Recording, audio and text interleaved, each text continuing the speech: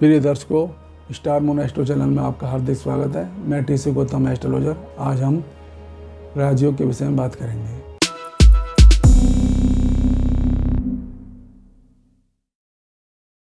राजयोग क्या है? राजयोग कुंडली में केंद्र और त्रिकोण के स्वामियों के संबंध से बनता है।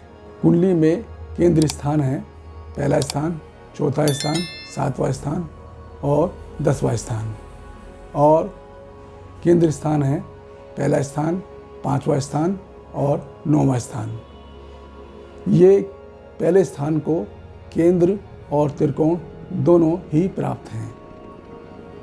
केंद्र स्थान हमारे जो है विष्णु स्थान होते हैं और हमारे त्रिकोण स्थान जो है लक्ष्मी स्थान होते हैं। इनके संबंध से ही ये राजयोग बनता है।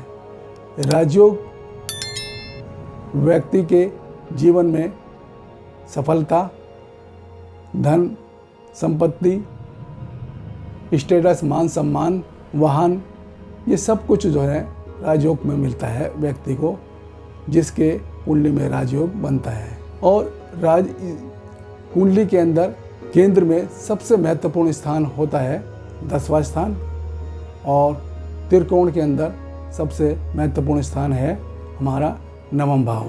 तो अब जैसे कुंडली में यदि लग्नेश और पंचमेश का संबंध बन जाए तो ये एक राजयोग बनता है।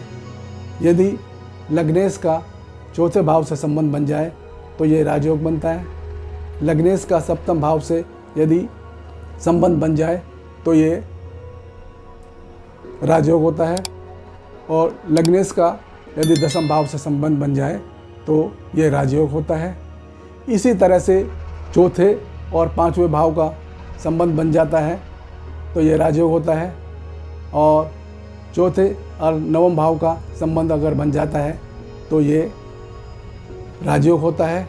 10वें और 5वें भाव का संबंध बन जाता है तो ये राजयोग होता है।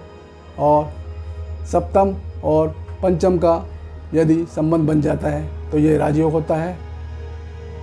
इसी तरह से ये केंद्र और हमारे त्रिकोण के स्वामी मिलते हैं तो ये राजयोग बनता है। तो ये संबंध 3 प्रकार के होते हैं। एक तो युति संबंध जो कि साथ बैठना, दूसरा है दृष्टि संबंध जो कि मतलब 180 पर बैठे समसप्तक जो है दृष्टि जिस तरह से बोलते हैं हम, उसका होना, और एक है राशि परिवर्तन। तो ये 3 जो है प्रकार से जो है ये संबंध बनते हैं।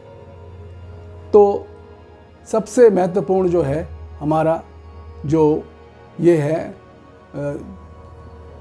9वां भाव और 10वां भाव के स्वामियों का अगर संबंध है, युति बनाकर बैठे हुए हैं ये केंद्र त्रिकोण के अंदर, तो ये अपार सफलता और धन धान्य और वाहन सुख, हर सुख सुविधाएं जो है उसको व्यक्ति को मिलती हैं। ये सबसे उत्तम जो है इसको माना गया है कर्मादि और धर्मादि पतियों का ये संबंध जो कि ये बहुत उत्तम राजयोग माना गया है।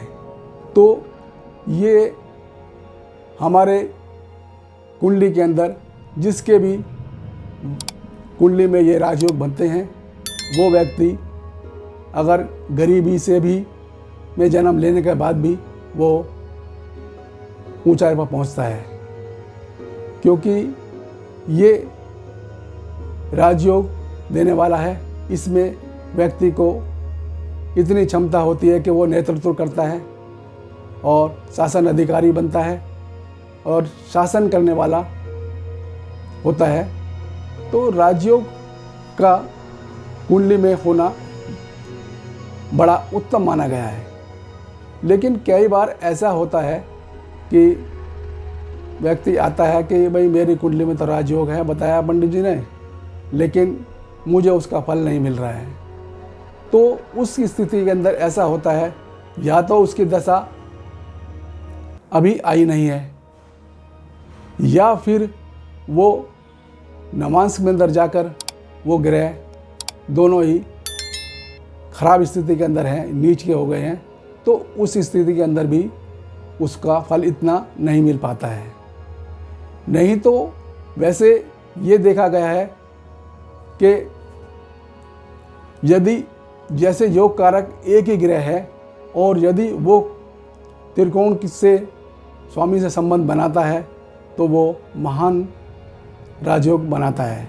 जैसे कर्क लगन की कुंडली है, कर्क लगन की कुंडली के अंदर पंचम भाव के अंदर वृश्चिक राशि पड़ती है और दसम भाव में पड़ती है मेष राशि। तो यानी कि इन दोनों का मालिक जो ना मंगल है, तो ये राजयोग कारक ग्रह बन गया। और नवम भाव के अंदर कर्क लगन में मीन राशि पड़ती है जिसका स्वामी गुरु है। यदि दोनों ये केंद्र या त्रिकोण के अंदर बैठ जाएं तो ये एक महान राजयोग बनाता है। इससे उत्तम कोई भी राजयोग नहीं है।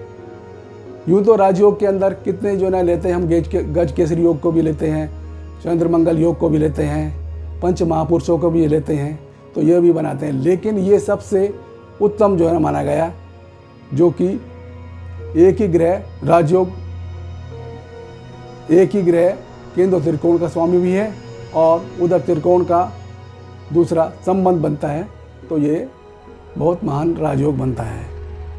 तो राजयोग के अंदर व्यक्ति नीचे से ऊपर तक पहुंचता है और उत्तम फल प्राप्त करता है। तो ये राजयोग के विषय में आज हमने वीडियो बनाया और आज यहीं तक।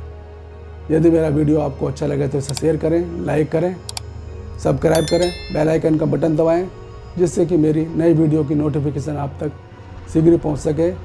आपका वीडियो देखने के लिए बहुत बहुत धन्यवाद।